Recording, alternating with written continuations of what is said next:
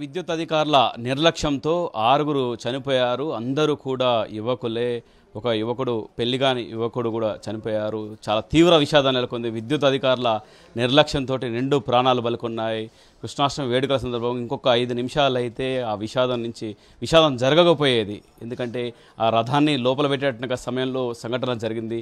దీంతో 6గురు 2 ప్రాణాలు బలికొన్నారు. ఇప్పుడు మనము చనిపోయినట్టుగా యువకుడు వాళ్ళ ఇంట్లో ఉన్నాం, వాళ్ళ తండ్రి దగ్గర ఉన్నాం.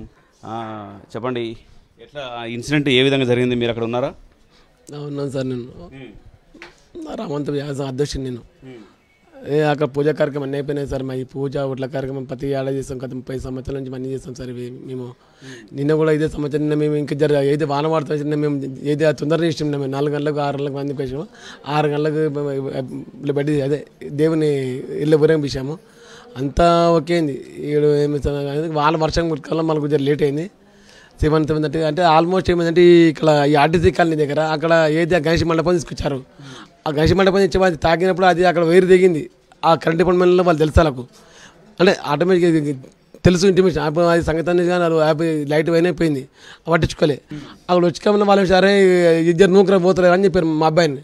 మా అబ్బాయి సరే అని బండి పక్కన పెట్టి ఆ ట్రోల్ నొక్కుతుండు. ఇది అందరూ నొక్కుతున్నా ఈ ఇన్పరాడు ఎవరైతే పట్టారో ఏమైంది ఇట్లా ట్రోల్ నొక్కుతా పైన ఉన్న కరెంటు వైరు అది ఇట్లా బయటకు వెళ్ళాడింది.